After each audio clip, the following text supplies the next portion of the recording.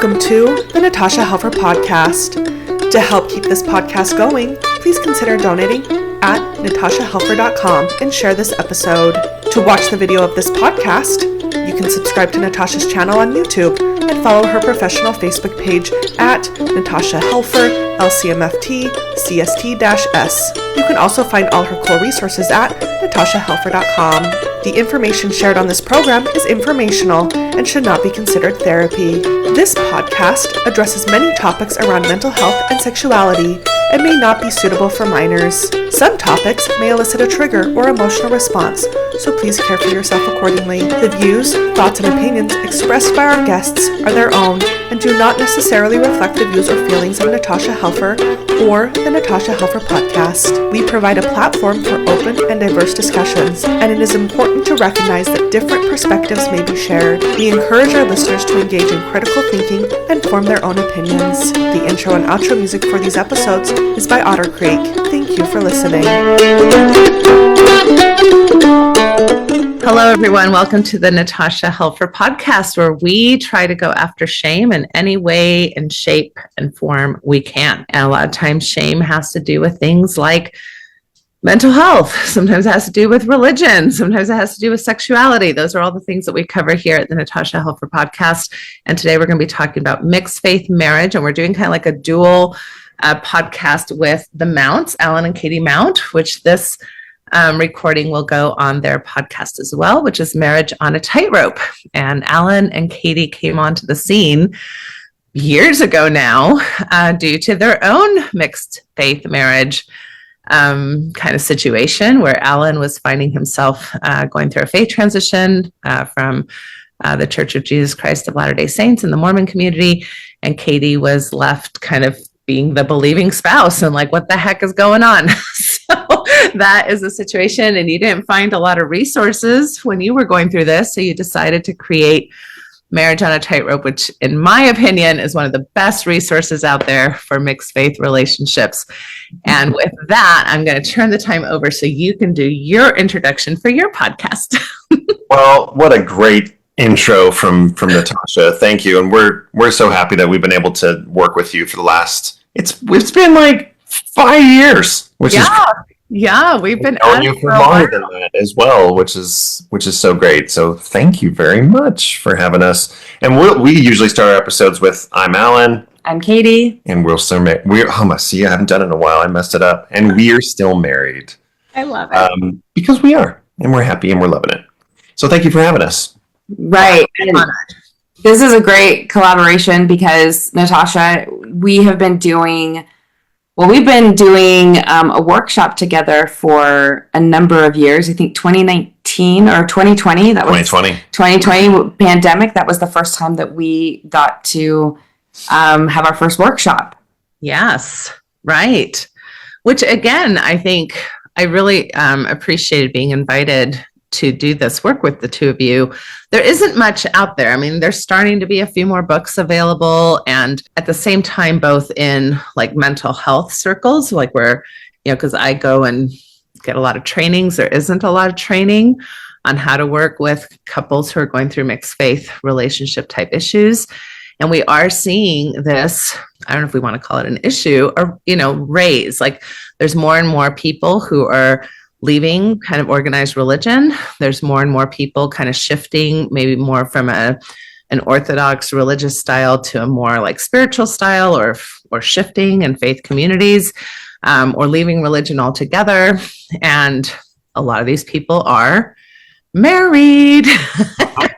And just because you're going through something does not mean your spouse is going through the same thing.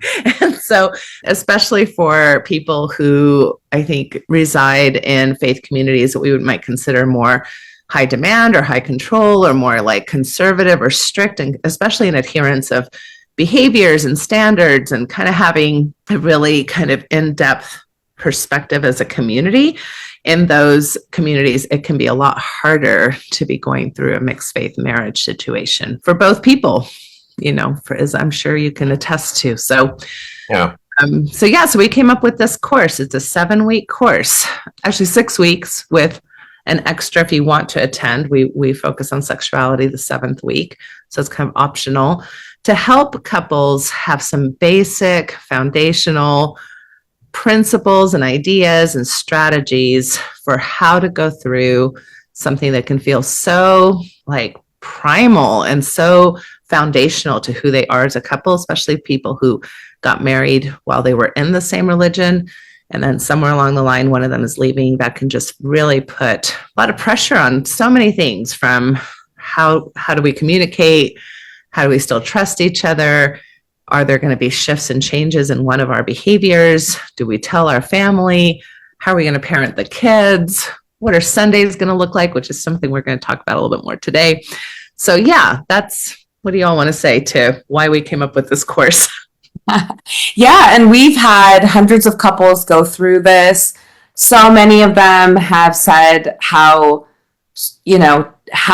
important the discussions were that we would have both as a group together, and then how they would have it individually as couples. And it's been a really amazing resource. And obviously we are so grateful to you for having this platform that we can share resources for people. Because like you said, Allan and I did not get it. And now we get to go through the class over and over and over again to refresh our memories as well. And I just think for some marriages, this can be just life-giving and life-saving for their marriage, because Allan and I feel like we had this mission coming into Mixed Faith that we would want to save people's marriages. And then we quickly realized, there are so many marriages with so many other underlying issues. If communication is broken down in the marriage, how are you going to talk about anything related to mixed faith if the communication isn't there? So I really love how you build week upon week and concept upon concept in order for them to feel comfortable having these conversations a little bit at a time. And also it's just great to hear from a group of people going through the same thing, knowing that they're not alone, as well as that they have some of the most similar basic instincts and problems. So thank you again for being here. We wanted to talk about something that most recently has come up a number of times in our own Facebook group, something that I posted about last week, and that is, what does Sunday look like in your home? For a long time, Allan, our Sundays were turmoil. Yeah, absolutely. I mean, when we first started out in a mixed faith marriage, it was this tug of war. First of all, a lot of people experience what I did, which was, I don't want to give up the community yet. I'm going to participate, but be loud about it, and that's not going to go poorly. That's not going to create weirdness here or weirdness with my, ward or community at church. And that becomes pretty challenging pretty quickly, creates tension. And now Saturday night comes, and all of a sudden the couple is preparing for battle, when Sunday's literally supposed to be a day of rest. Whether you're religious or not religious, it's you're gearing up for the work week. You're gearing up for having a spiritual or restful time on Sunday before the weekend ends. So it was not conducive to either of those goals, especially at the beginning. And so we kind of tried and errored in many, many different ways over the years of how to make our Sundays work. And I think for a long time, everybody going to church was part of the solution, including myself for certain weeks. And then that didn't work forever. And so we've kind of gone through almost every iteration, going to other churches together as a family, going on hikes into nature as a family. And we've kind of tried everything. We have tried everything. And where we are today is much different than where we were before. But I would love to go back to that sort of like when we first started out. Natasha, can you speak to like why, especially in our LDS culture, Sundays are like so revered, and how that tension. I mean, the no going to the store on Sunday, all of those cultural things that we have been taught, why that causes so much friction in our marriage.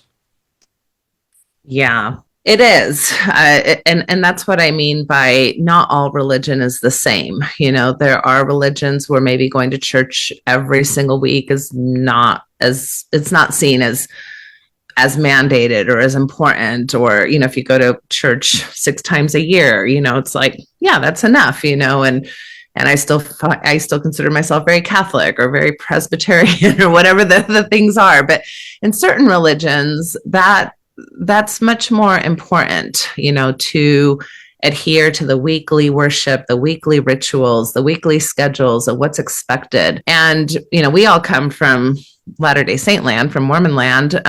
But that's, there's others like Jehovah's Witnesses, and there's, certain Catholic homes that might be stricter. There might be like Scientology. There might be other religions where this idea that there's certain things that need to happen on a regular basis is very important to the values of the community. So it's going to be harder in those spaces when one person is like, well, now I'm not sure if I want to go to church.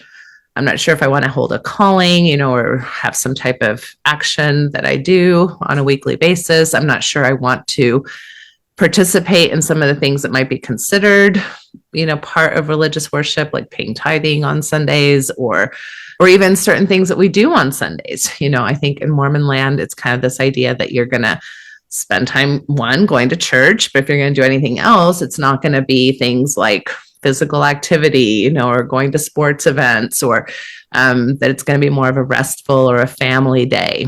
Some Mormon families have even more standards that they put on themselves, like we're going to wear Sunday clothes all day long, or we're not going to shop, outside of, we're not going to spend money, on a Sunday.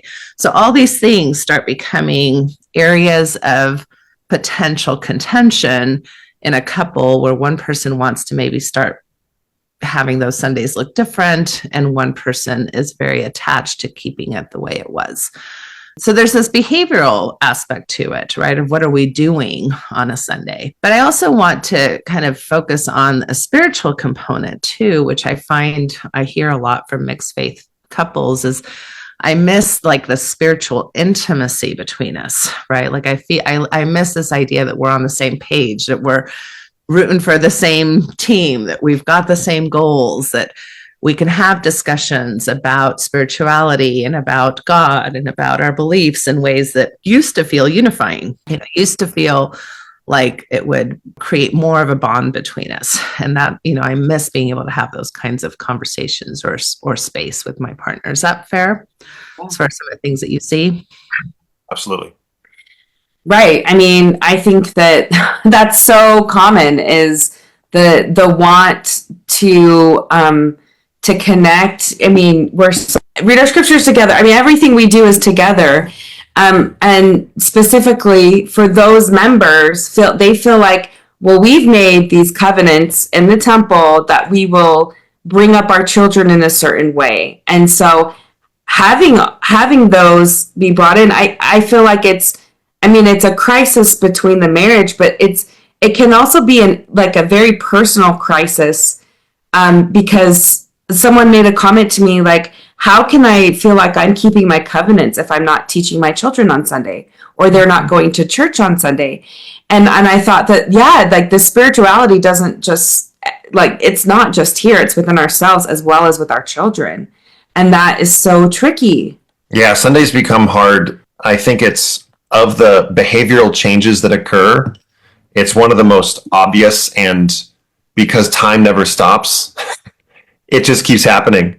So it's, the first time coffee comes into the house only happens once, but Sundays happen every 7 days. And so it's, whether you like it or not, Sunday's going to roll around again, and you're going to have to do this all over again. And so it's, learning how to deal with that, and learning quickly on, I think actually on this topic specifically, I think that we've done a very poor job at many things. I think on Sundays, we tried a lot of different things, and we were both willing to really try. And we failed often, but we tried. Right. And that was important. Yeah. And I mean, we can go on and on about the spirituality here. That is something we cover in the course. So I'll like, sort of put that on the back burner. As is the basis for everything is communication, especially when you're having these Sundays that they're going to be a challenge. Could you tell us what maybe some communication strategies are that we could use in our marriage to talk about Sunday? Or if that leads to like setting what do boundaries look like, or how do we find common ground when we're trying to have a discussion about even what to do? Right. And this is why I think, obviously we're trying to let you know this class is coming up, but it's hard to, in just a few minutes, explain what we explain in 6 weeks. And what you say is that we really try to help people not just deal with a mixed faith marriage, but deal with helpful relational and communication tools, right, to help. Oftentimes when a couple is in the space of like trying to negotiate, a moment between them in regards to Sunday, for example, what we're really dealing with is people's kind of insecurities, their fears, their sense of self, like you're saying, how can I be true to myself? While also, respecting your position, which is now so opposite from mine. How are my, values going to be respected? How are my parenting styles going to be respected while I also have to respect yours?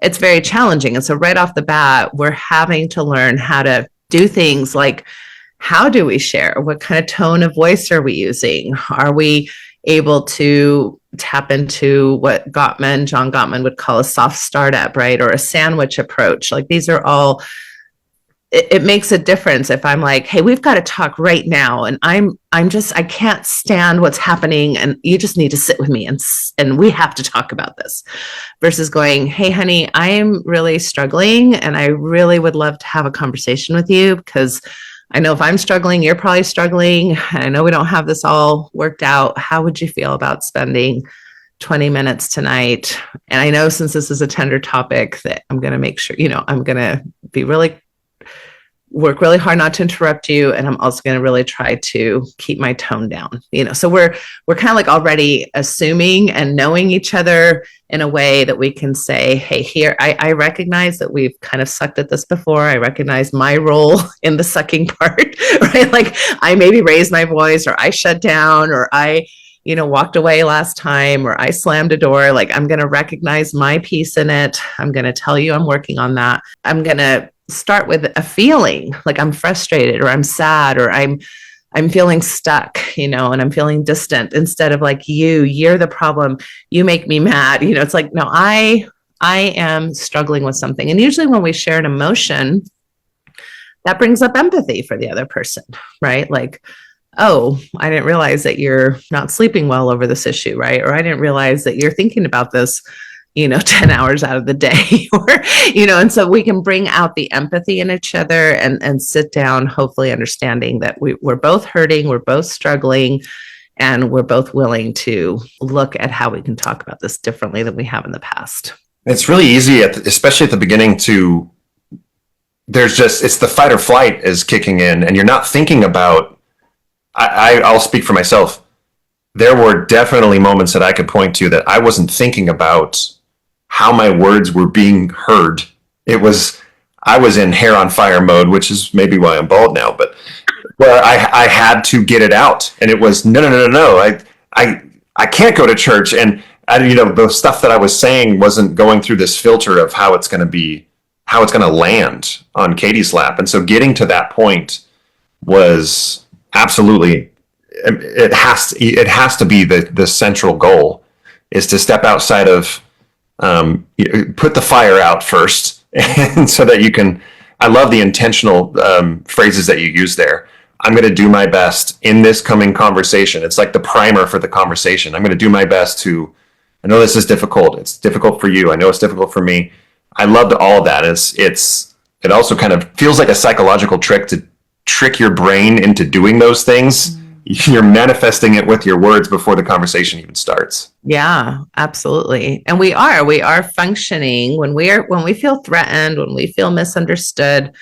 when we feel unattended to, we're functioning really from kind of like a survival part of our nervous system, right? Which is when you think about, most people have heard of fight and flight, right? But there's other ones now that we talk about, like freeze and fawn and those kinds of things. So we do function in a way that's mainly about our survival. And we haven't evolved enough yet as humans to understand that actually part of our survival is relational. So our system is just like, fight yourself, keep yourself safe from that, mammoth or saber-toothed tiger that's out to get us. And oh, never mind, it's actually my spouse. But your body responds.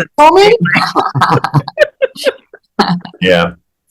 Right. So so our bodies and our nervous systems are escalating, and we're trying to like basically fight for our turf, right? Fight for our needs to be met, fight for our voices to be heard, fight for the respect and dignity that we all want. And yet when we're fighting like this, we're getting nowhere, really where we're wanting to be. So it really is a skilled approach. It's all of us have to learn emotional regulation skills. We have to learn communication skills. We have to learn not just even intellectual things, but somatic, like how's my body responding? What happens to my heart rate when I get like this? What happens to my jaw or to my, the tightness in my stomach? Because then as we can use our bodies to help us understand where we are in that escalation process, we're better able to attend to ourselves and also better be able to ask for how our spouse can attend to us as well, and vice versa. Right. So, yeah. Well, I want to bring up something that is like probably the most asked question, which is, what do we do with the kids? Allan and I, we've tried a number of things with our Sundays. And for the first little while, I think what we decided was, if you don't have a good reason to be home, you can't just like not go to church because you just want to hang out at home and be on video games. That was our beginning approach. When Allan stopped coming to church with me and I was by myself with the kids, I for sure felt a lot of stress and sadness and pressure for me to be the one to get my kids there every week. I put a lot of pressure on myself. And then it got to the point where our boys were old enough that they had a definite opinion into their teenage years. And that's when we decided that everyone could sort of decide for themselves what they wanted to do. And till today, I joke that a couple of my kiddos are kind of Catholic Mormons, where they come for Mother's Day and Easter. 3 days, and Christmas. They'll come with me on those 3 days, and then the rest of the time they're like not interested. But I have a couple of kiddos that are interested that still go with me. And but I have definitely, it is very hard. It's been hard in the past for us to say like who gets a choice versus who has to go. So I would love to know, like, on your side, developmentally, like, what does that even look like? Yeah, it is challenging because you have kind of developmental hurdles that, children are going through as you're raising them.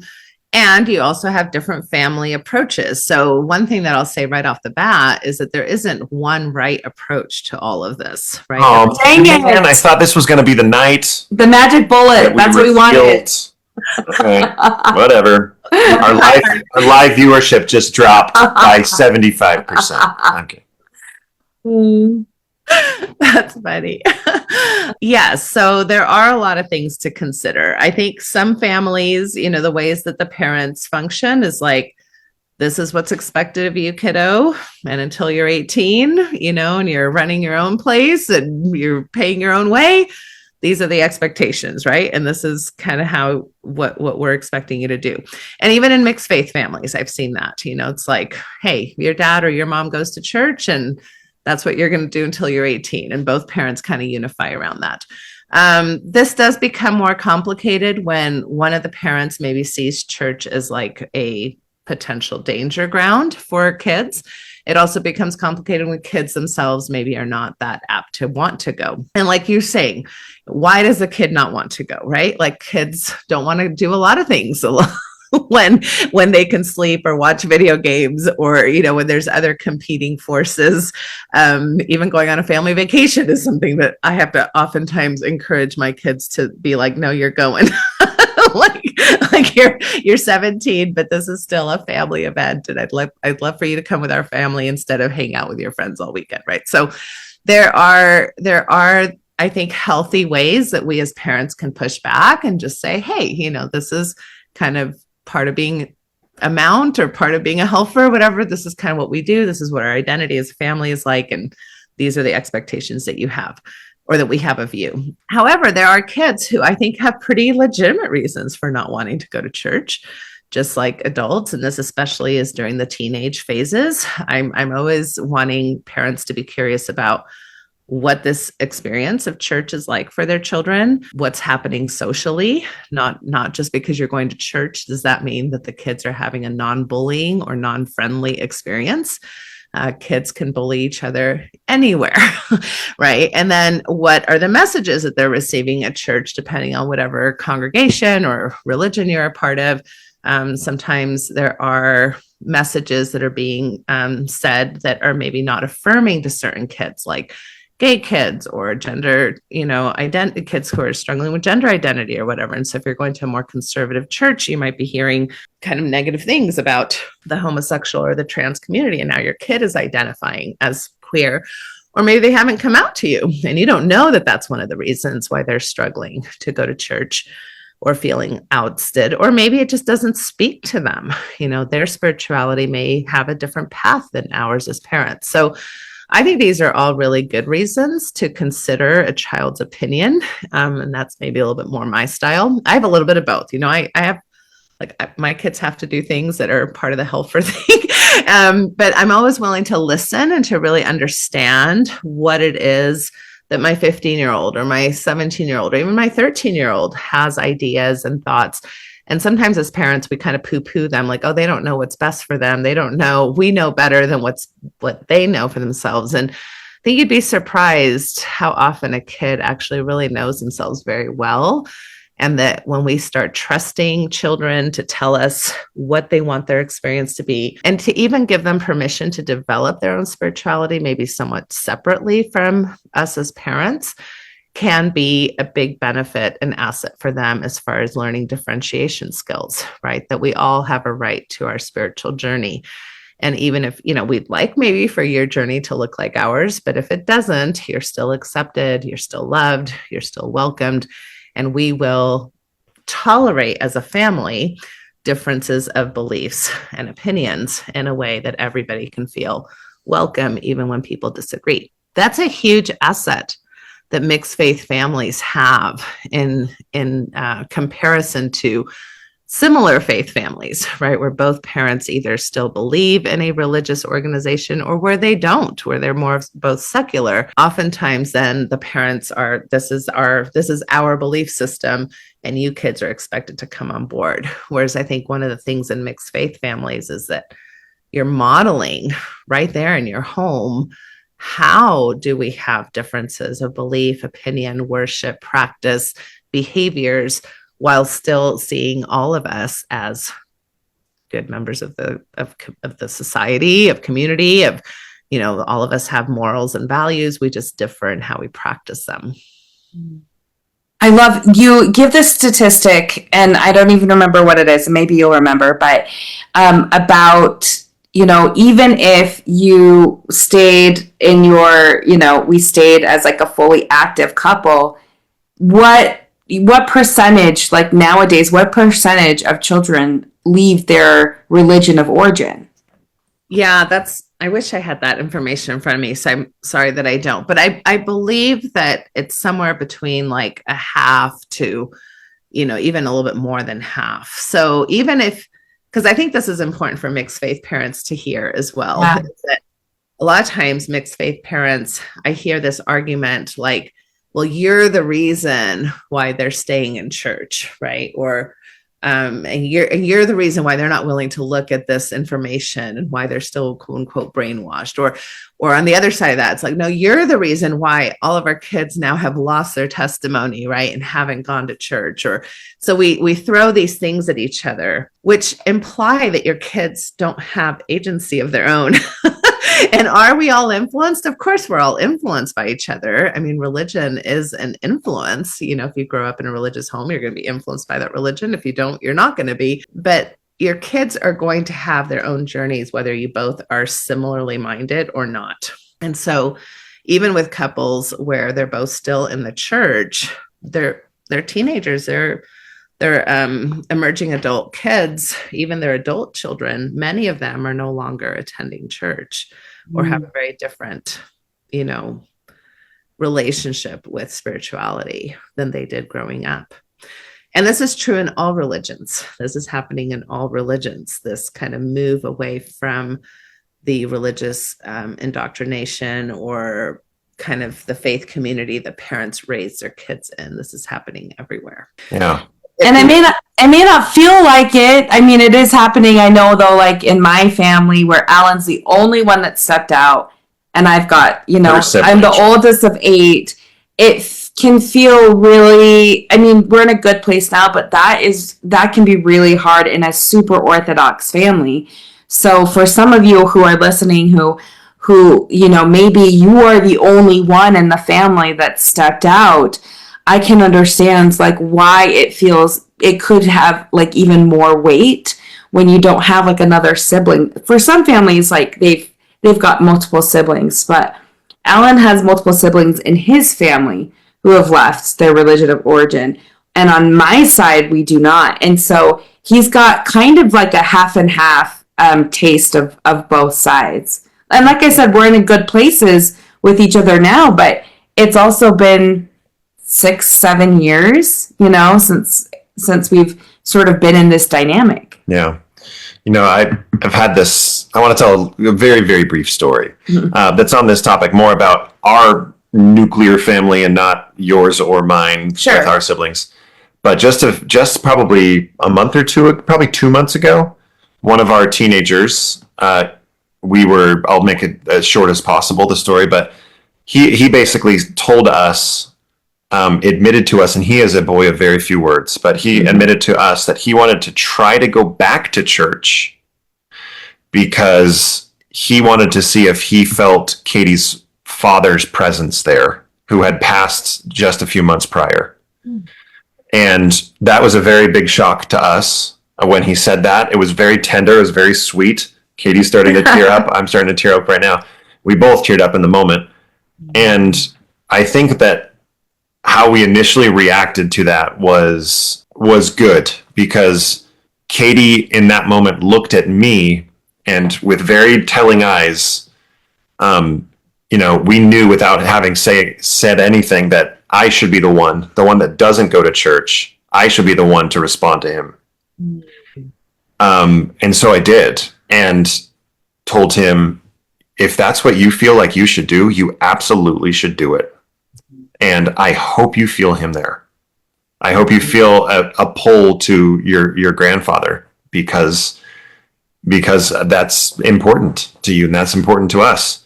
And we hugged him and we loved them and all the things. And now the rest of the episode's kind of hard to get. No, it's fine. Through. Yeah. It's just, And I think that is a skill that we have had to learn. I think your workshop absolutely helps, but the communication part of it, I don't think ever in a million, I never thought that we could be at that place where Allan could say those things. I could look to him to be affirming, just a few years ago. And so it's a lot of work. And it's constant, and sometimes it's repetitive. But you get to a place, if you have the right communication skills, everything that you talk about, where you can trust your partner enough to have those conversations. Thank you for sharing that story. That's really tender. And I know you recently lost your dad, so I know that's, in your heart for sure. But that is one of the things we cover in the class, right? Is stepping in I often talk about how kids, like, we don't want to bore our children, right? And if one of you always talks positively about the church and one of you always talks negatively about the church, kids know which side you're on, and they're going to know how to triangulate you in that way because they know that they can count on the two of you to be very boring. very roles, yeah. I've been called a lot of things, Natasha, but never boring. Right. And so I always encourage parents to mix it up, to sometimes, if you're the person who's left the church, to make sure you're the one that brings up, oh, wow, look, the church did something awesome, or here's something that happened in our community that was awesome, right? Or here's a member of our community who, really helped out in this way. And for the person who is still in the church to be the one who's saying, wow, I really disagree with brother or sister so-and-so, right? Or, oh, wow, I don't like this policy that came out, or I'm really struggling to understand, how, in this particular way, how to agree with this leader, even though I agree with them on all these other things, and so then it's a little bit more interesting. Now you're more interesting. And your kids are going to be like, we can't just assume how a parent is going to react. And then when something like this comes up, which I'm so glad to hear, and it sounds like he was able to share this in front of the both of you, which already tells me something you're doing well. Because if you had been more polarized, if you had been more unaccepting, if there would have been more tension between the two of you, I can almost guarantee he would have gone to Katie only with that request, right? And because Katie would be the safe person that's in the church. And then the kid who wants to leave the church, oh, well, I'm going to go talk to dad because dad's the only safe person to talk to about this. Where the two of you are saying, no, we are safe. We are safe. Even if you go a direction that leans towards me, or that leans towards your dad, or leans towards something totally different. Now you've created a home where that kid feels safe enough to talk to both of you. And that's really, really important and what we're really shooting for here. I think sometimes people think that the real danger or the real safety is in church, right? So like a lot of couples will be like, well, I don't want my kids going to church because they learn horrible things there, like purity culture and how not to be gay, and all these things.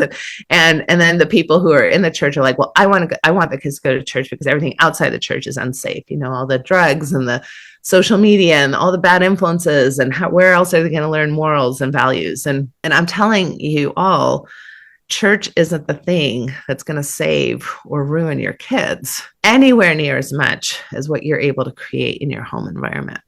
Right. And so that safety, that willingness to have differences is something I think as parents, we all struggle with, right? Like, am I a safe person to come talk to about sex? Am I a safe person to come talk to about politics, especially the way it's going these days? Am I a safe person to talk about religious differences? Am I a safe person to talk about ways that we disappoint each other as a family system, or that we're angry at each other, even because we know that, okay, we can work this out. It's not going to be something that's going to be used against me or that's going to be escalated.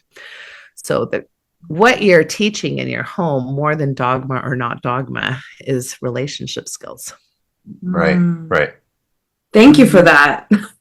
That was very like lovely to hear. And that was very affirming. Thank you. Hey, because I think it's important to say, after 8 years in a mixed faith marriage, we still, and I think this is just the nature of parenting in general, is we still go, are we doing this all right? Who's going to pay the therapy bill for our kids in the future? We're paying it now. I am. Yeah, maybe that's not the question we're going to ask. I'm just kidding. But yeah, okay. So I feel like we've covered a lot of things. Any like practical tips or anything you want to leave, like our mixed faith marriage family, that thoughts that you have that you wanted to add that we didn't talk about? Yeah, I mean, one of the things that the two of you often speak of, whether you're using the language or not, that I think is really helpful, and we talk about it in the class, is take it to the lab, right? And so you've mentioned that quite a few times today, meaning that you've tried different things. That's what I mean by taking it to the lab. We're gonna decide on an action. We're gonna say, okay, for the next 3 weeks or the next 2 months or whatever period of time you want to put to it, that's not too long, but that's long enough to see how it might go. And then you collect the data and you're like, okay, what is it like when we mandate all the kids to go to church? What's that experience like? What is it like when we don't mandate all the kids to go to church? What is it like when one of us stays home and one of us doesn't? What is it like when we create different family rituals on a Sunday than just the going to church? You know, what kinds of things tend to work for us and what kinds of things don't? And then take it back to the drawing board and be willing to shift and change. And you can do that as many times as necessary as you have done. I think that there's a lot of ways people can do Sundays. You know, obviously there's the couples that the non-believer will still attend church, will still help with taking all the kids to church, will still be very much involved in the faith community and still be active per se. There are family members where that's a little bit mixed, you know, like, yes, I'll still go to church with you sometimes, but I don't want to be there every time. I also need some time to take care of myself. And then there, of course, the couples where one doesn't go at all and one does go. And then the kids, similar things, you know. But I would say if you are a person where your children are going to church with your other person, I sure as heck hope you're helping. You're helping with that process. You're helping get the kids up. You've got the back of your partner, right? You shouldn't be coming up with these plans without being kind of ideally, you know, on the same page so that your partner isn't doing all of that work on their own.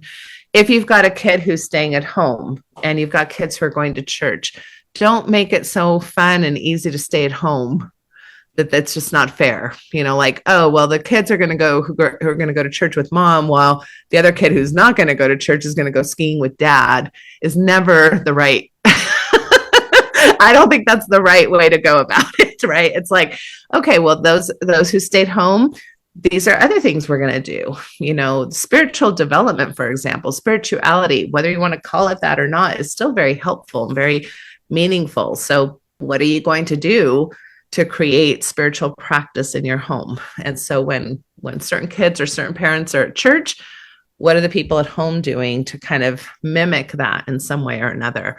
Maybe it's listening to a TED Talk together. Maybe it's journaling. Maybe it's going on a nature walk, whatever it is. It's not like, yeah, one kid gets to play video games while the other kid's, you know, reading scriptures per se.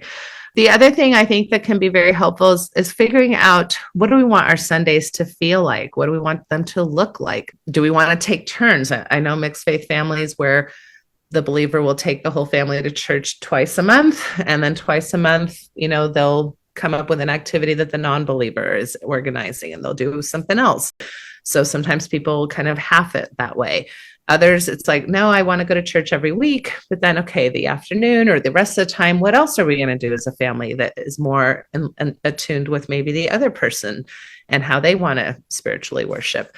What rituals do we want as a family? All the things that are ritualistic, like family prayer, family scripture study, family home evening. You can find secular ways to do all those things, right? So it doesn't always have to have this spiritual component. I know mixed faith families that like one dinner, they're praying to Heavenly Father and Heavenly Mother and an official kind of like Mormon prayer. The next day they're doing a gratitude circle and they're all holding hands and they're going around, everybody saying something that they're thankful for, right? So you can incorporate different rituals that are still finding a similar spiritual component or a relational component where you can all still feel, because these family rituals do matter. They do help, and religion doesn't own them. So how do we keep them going in other ways that can be brought about in a way that's respectful to both partners? Well, I just remembered that next Sunday is my birthday. So you know what my kids will be going to? I'm just kidding. I'll probably find something just right in the middle that will satisfy my birthday wants and needs and desires and fun for everyone. But I just appreciate you so much talking about that. I have to mention for a lot of you, I don't know if you've heard of it, but like John Ogden has this Uplift Kids resource that is phenomenal that you can go to that teaches value-based lessons that has nothing to do with religion. And he has been like a big instrumental part in the mixed faith community because it's allowed people to, well, we can't do come follow me, so what are we going to do? And gives them another option. So I just wanted to get that option out there because you mentioned it, and I just thought, oh yeah, that's a really good resource for people to have. Yeah, upliftkids.org. Yeah. Anyway, is there anything else from you, Allan? No, I mean, I think this Sunday I was going to talk about let's give an example of what our Sunday was like today, but we drove half the day up from St. George. So, but to be fair, we were with my mom, who's all in, and we were in St. George, and she really wanted to catch the 9 a.m. Meeting at church, and so we found a nearby church. I went with her to the 9 to 10 a.m. meeting, and then we went and got everyone and drove back, and so. I feel like if it feels unattainable, it's likely because you just haven't worked through some of those little baby steps of taking it to the lab, trying it and trying it and trying it and trying it over again. Because you will get to a place where it feels normal. Today felt normal, going with my mom to church for an hour and then going back and getting Allan and the kids and then driving, home from St. George. So I know that it feels so overwhelming at the beginning, but, trust the process, come and do the workshop because this is just, a snippet of what we talk about and what we dive into. And if you'd like to get more information about the workshop, you can email us at marriageandatightrope@gmail.com. You can also go to register for the workshop. You can go to tightropemarriage.com. And on the top right, you can click join our workshop, and that takes you to the registration page. And we'll put it in the Facebook Live. Yeah. And also tell them when is the workshop happening? Yes. So we start Sunday, April 6th. It's via Zoom, and we meet from 7 to 9 p.m. Mountain Standard Time. If we end early, we end early, but it's generally we keep to that 7 to 9 p.m. I know that's rough for our East Coasters. I know that can be a little bit challenging, but also, most people can join us. And also we've had kids join us on camera, babies who are still up. We make it as flexible and easy as possible. If you're not there one Sunday, you can go back and watch the recording if you miss. And we do plan on taking 2 breaks this time on Mother's Day and Easter. So you don't have to worry about coming on those Sundays. Yeah. Anything else? One thing that I'll say, just as a practitioner who has worked with mixed faith couples for decades now, which is crazy to say, but there's something kind of magic about a group context versus just doing this work individually or, like in a coupled context with a therapist or a counselor, because you learn so much from the interactions of others.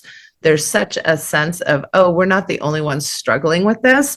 I typically tease that there's maybe 1 or 2 couples that are doing worse than probably you will be doing and doing better than what you will be doing. So then there's kind of like this sense of like, okay, maybe we've got a few things together, or you can feel like a little bit confident about some of the things you're doing, but then you're like, oh, wow, look at them. And how can we be more like them? So that group kind of pressure, in a sense, like this positive pressure of recognizing, oh, there's other ways people talk about this, other solutions that people have come up with. And even if we're not necessarily willing to do it exactly like they do, that's just really good for your, emotional system to process. And mainly the not feeling alone. Plus, what I tell my couples is I'd much rather you go and get all the information, cheaper than what you would pay me for every single session, get all this information that then you can take to your counselors or therapists and say, okay, this is what we've been learning. This is what we've been working on. This is what we'd like to take a deeper dive on. And that's very helpful for me when people are willing to do the educational piece, kind of like outside of our therapy space. Yeah. Awesome. I would really recommend that for folks who are struggling. There's no need to do this alone. And the other thing I want to say too is that there's a lot of marriage counselors out there who I think do really good work with mixed faith marriages. And there's a lot of marriage counselors who don't, right? So just kind of making sure that you work with somebody who has experience, who has some training on these issues. Unfortunately, I've seen too many spaces where either the secular therapist doesn't quite get why this is so important for the believer and kind of downplays or minimizes why that would be a very difficult thing to go through, or the religious therapist who downplays why anybody would leave religion.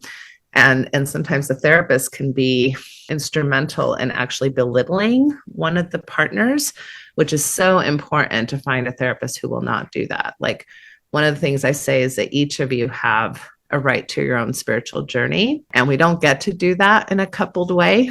Even the scriptures do not support. The scriptures basically say you cannot share your oil with another person. You have to get your own oil, right? So your own sense of spirituality, your own sense of things is an individual journey.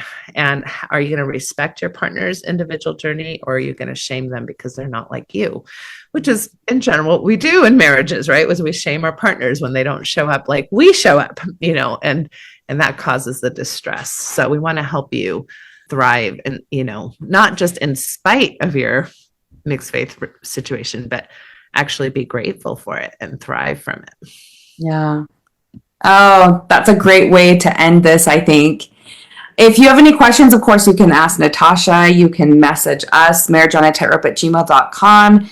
And we start in a couple weeks, and we have a few spots left. So we would love to see you there. That's right. If you have any questions that are urgent, you can text Katie at 801. Stop. No? Okay. No. Sorry. I don't need more text messages. I'm already in a million because I have 4 children in 4 different schools. That's true. It's too much. Thank you so much, Natasha. Yeah, for sure. There was a quick question from Christian about how do you practice spirituality with your kids. That was directed to you, Allan, and you wrote in the text. I'm just going to say it out loud for those who are listening. Yeah, of course. You said, we've tried a number of things like mindfulness practices, nature hikes.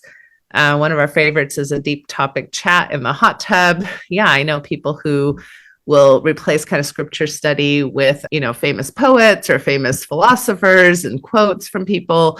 And again, you don't have to replace necessarily. You can also just do both. You can have both things in the space. And then Patrick says, my wife and I were part of the very first workshop, and it's been invaluable in our marriage. So thank you, Patrick. Love you, Patrick. Miss you, buddy. I do feel like the couples, it's kind of like a breakup when we're done with the workshop, because you get to see them, and then they go on and do great things, and we don't really get to see them after that. But, yeah. One day we'll have a joint workshop reunion. It's got to happen. Well, and you've created a wonderful Facebook group where people can continue to be, in relationship with each other. There's moderators who moderate the text. There's lots of great questions. I'm on there almost daily checking out what people are asking, and people just, give really great answers, and the believers are respectful of the non-believers and vice versa. It's just really a beautiful community that you've created. So thank you for everything you've done. Thank you. Thank you so much for being there and watching.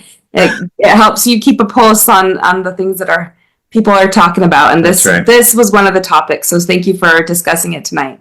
Right, for sure. All right. Well, join us for the workshop if you're interested, or let your friends or family know about it who could benefit. And in the meantime, I'm going to say goodbye. Anything you want to say to your crowd as you get off? Adios. Okay. All right. Lovely to see everybody. Take care. Bye-bye. Thank you for listening to the Natasha Helfer Podcast. To help keep this podcast going, please consider donating at natashahelfer.com and share this episode. To watch the video of this podcast, you can subscribe to Natasha's channel on YouTube and follow her professional Facebook page at Natasha Helfer, LCMFT, CST-S. You can also find all her cool resources at natashahelfer.com. The information shared on this program is informational and should not be considered therapy. This podcast addresses many topics around mental health and sexuality and may not be suitable for minors. Some topics may elicit a trigger or emotional response, so please care for yourself accordingly. The views, thoughts, and opinions expressed by our guests are their own and do not necessarily reflect the views or feelings of Natasha Helfer or the Natasha Helfer Podcast. We provide a platform for open and diverse discussions, and it is important to recognize that different perspectives may be shared. We encourage our listeners to engage in critical thinking and form their own opinions. The intro and outro music for these episodes is by Otter Creek. Thank you for listening. There is a place where time slows to nature's pace, and there is space there to find yourself in her embrace. Some places should be left alone. Namo tishki say the Namo, so we can always go to the homeland of the heart.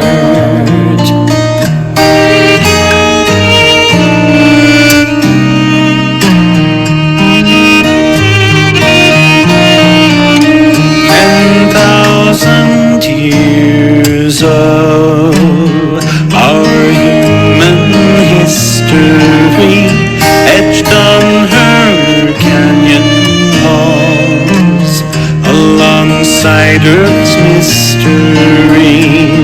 Some places should be left alone.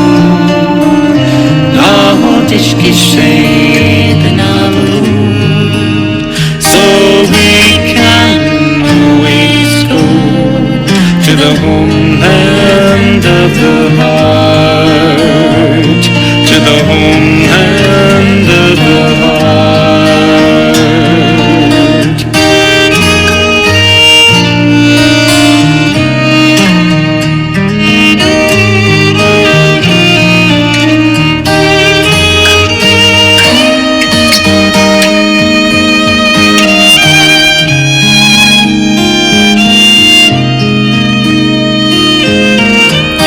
In our cities,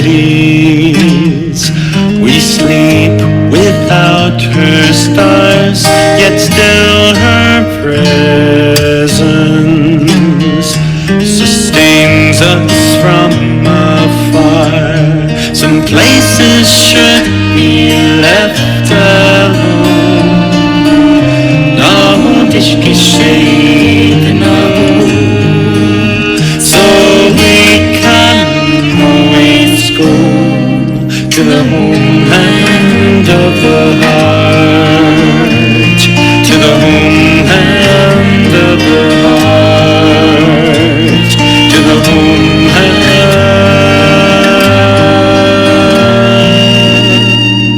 of the heart.